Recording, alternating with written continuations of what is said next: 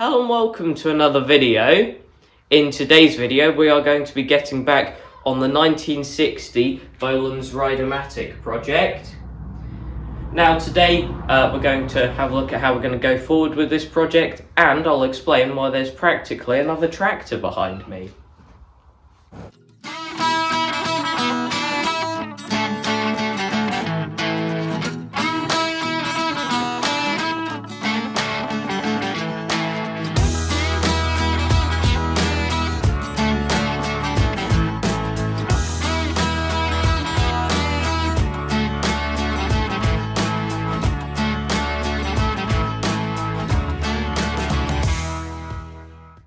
Now you may be wondering why this isn't a Moto standard video. We've kind of put that project on hold because of some of the big work that needs doing on that isn't really video worthy, but as soon as we can compile what we're doing into a decent video for you, we will do, and you'll get that as soon as it is possible to do a video on the work that we're doing. But in the meantime, we thought that we'd give you some good videos on the 1960 Rideamatic. Now our last video on this was actually a year and a half ago now, quite a while back, and what we did was we put new front wheels on it, and we fully cleaned it up with degreaser and stuff to get rid of all of the oil that was caking mainly the engine area, and it's brought up a lot of the original 1960 paintwork, which is good.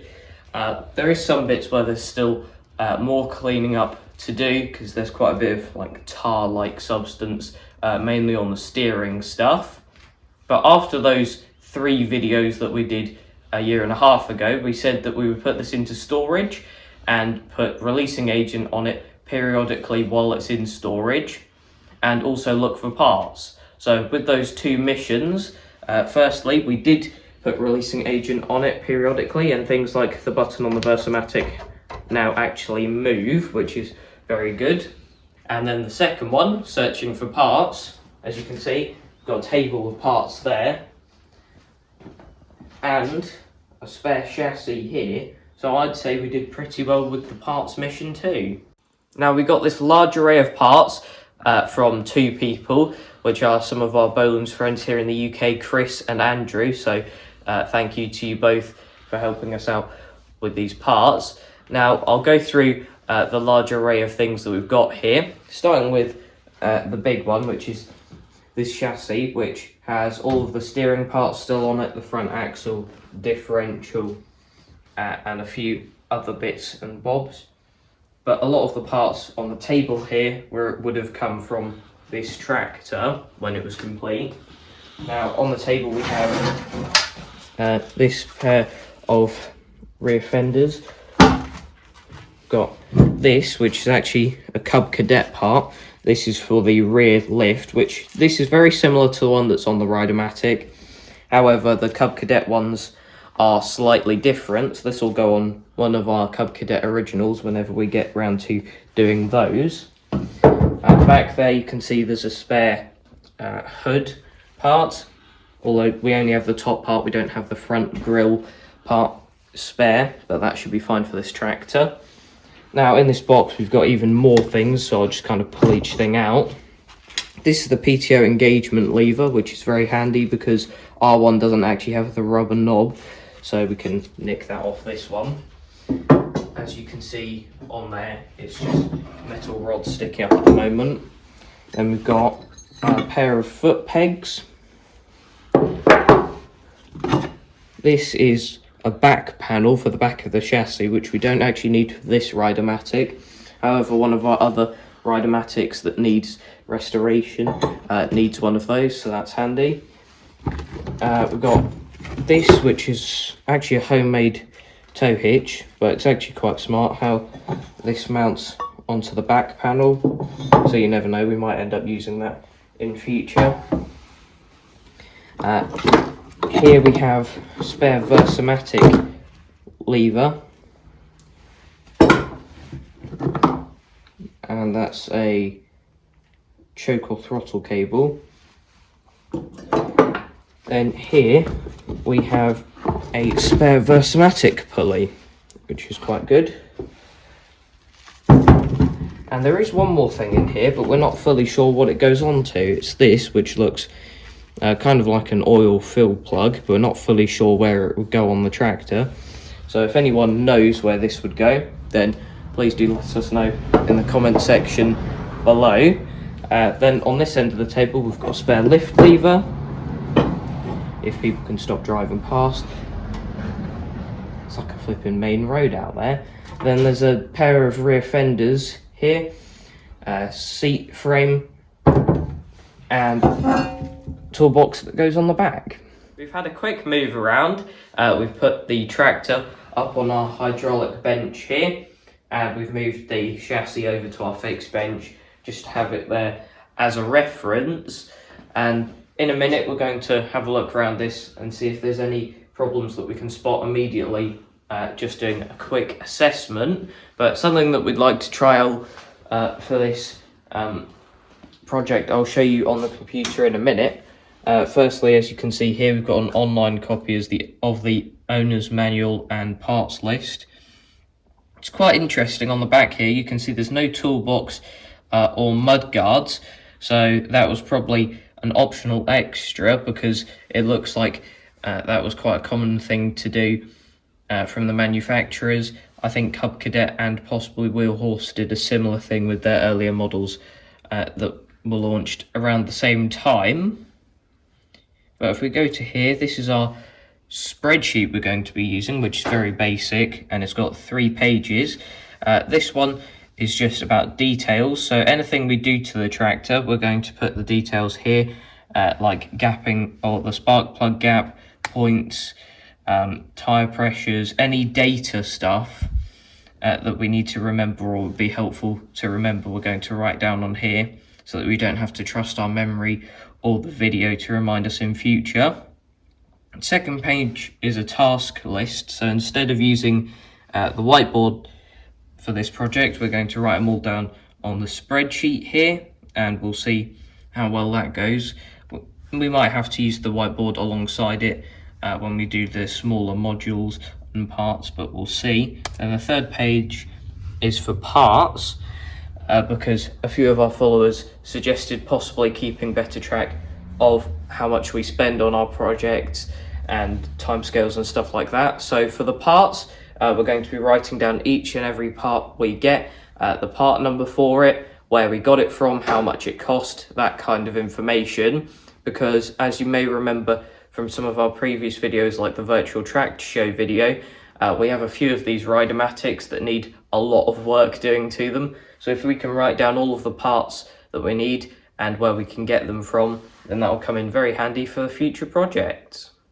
Now the plan, as mentioned in previous videos, is to kind of break it apart into big areas so that we can work on each thing individually. Like, we're going to take the complete front axle off, the whole engine out, and take apart things in the biggest parts that we can, and then work on those individual modules kind of thing. So then we'll start off with the chassis, make sure everything's fine on that, then probably move on to the back axle, and then build the tractor up from there, so that you're building up a working tractor. Now, we have done a quick assessment of the tractor to see what things we can spot immediately, and we have come up with a few things. Now you can see here on the seat, it's actually leaning backwards a bit, which isn't the seat that's bent, it's the seat stand bracket thing. Now, if I bring this one across, one of our spare ones, you can see that is also bent backwards, which might make you think that's how it's meant to be. However, if we look at the one on our chassis, that's actually flat, which we think is how it should be.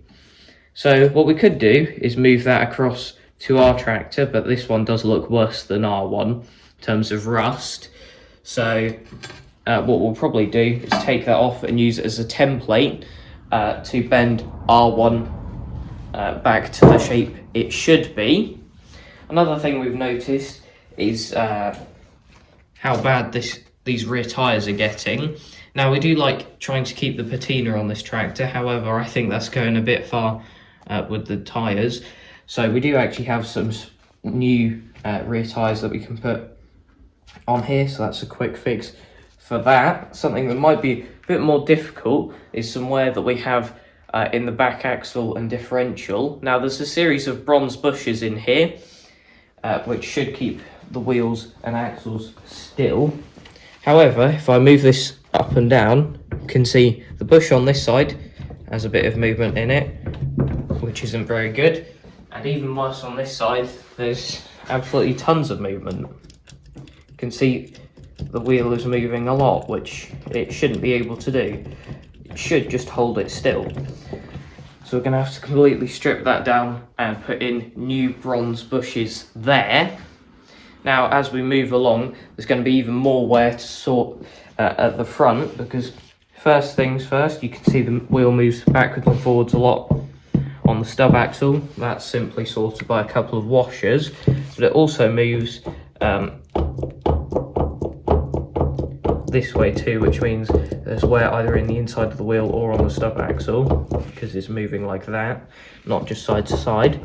And there's also movement there between the stub axle and the front axle hole, which is also bad. There's also a lot of play in the steering. If you look at how much the wheel is moving when the wheels aren't, that needs to be sorted. And there's also play in the tie rod ends. So all of those things are either going to need to be bushed up or replaced in the case of the tie rod ends to make the steering nice and tight again and effective. That's probably going to be a lot of work, but that will be done when we probably put the front axle back onto the chassis. Another thing we've noticed is this fuel tank doesn't appear to be the right one, because I don't think the standard fuel tank would have come with two random bits of wood underneath it. I don't think we've got a replacement tank that fits that size, so that's something that we need to have a look for. What we've done now is take the front off the axle stand so that we can show you the worst bit of wear, which is between the front axle and where it mounts to the chassis. There's absolutely tons of movement there. Obviously there shouldn't be any, so that is very bad. Not sure if that's in the bolt, where the bolt goes into the chassis, or in the actual front axle, but that could be quite nasty when we get to investigating that, but we'll have to see later down the line.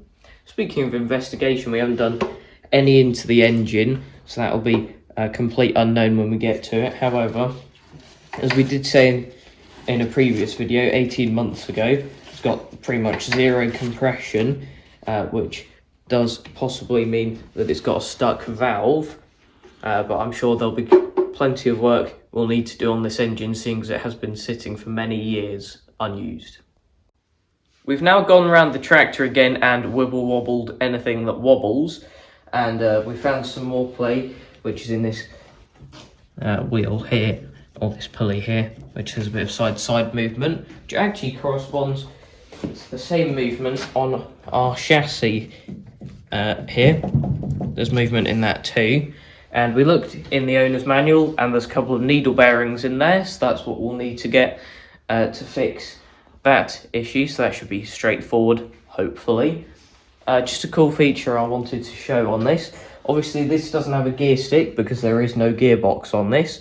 All of the speed change is done on the Versamatic, which now we've freed up the Versamatic, that has shown an issue. You can see that isn't going any further forward, and that is because the slider part in the centre of the pulley here is actually seized. What it should do is move side to side, like you can see the one doing here on our spare one, because that changes the theoretical size of the pulleys, because the belt will ride up or fall down in the pulley as the size changes, and then you get a different ratio between each of the pulleys, and it changes the speed that is the output that gets sent to the rear axle. Now, without a gearbox back there, obviously it changes the ratios, but it doesn't have a reverse gear. So obviously when the engine's going round, these pulleys turn in the same direction as it, but to reverse, there's this part on the back of the pulley, which corresponds to a bit on the engine pulley. That's probably made out of asbestos, which is why I'm not touching it. But if you pull this all the way back and hold it, and you turn this, they move in opposite directions, therefore reversing the drive direction and giving the rear axle a reverse feed. But you have to hold that, which is a deliberate safety feature made by Bolens. If you let go, it goes back to the neutral position, so you can't accidentally reverse into things or anything like that. Now, having done all of this poking around on the tractor, it's allowed us to get to know this a bit better, and also start off on our lists on our spreadsheet. You can see here's our task list, and we've got a decent amount already, although that's going to grow drastically, I think. Then if we go to parts, we've added a new column, which is things we need to buy, which is very rough descriptions. Obviously, when we put things over into the parts column, it'll be specific parts numbers, prices, stuff like that. But now we've pretty much exhausted what we can do today. Although what we will do is go around the tractor and keep looking at things, because this is very different to any other machines we've worked on before. Some of the mechanisms and stuff on it, so we definitely need to get to know this before we start ripping everything apart and not knowing how they go back together. One thing we are a bit concerned about is the back axle and differential, because certain parts, like this tube that goes out the side here, are welded to the chassis. So it looks like the only way to take it apart is by pulling off the half shafts that are attached to each hub. But in my mind, if we do that, then all the spider gears and stuff in the differential are just going to drop, because there's nothing holding them. So I'm not fully sure how we actually attack the diff and stuff like that, but I'm sure there's some smart people watching. So if anyone has any suggestions as to how we're going to do that, please do let us know. We'll be searching through YouTube to see if anyone else has done this before, and we'll probably hit the tractor forums too, which we haven't done in a while, and see if anyone there has any suggestions too. But we'll keep going around and seeing what has where in it and what needs to be added to the job list. But that is the end of today's video. Thanks for watching, and I'll see you in the next one. Bye.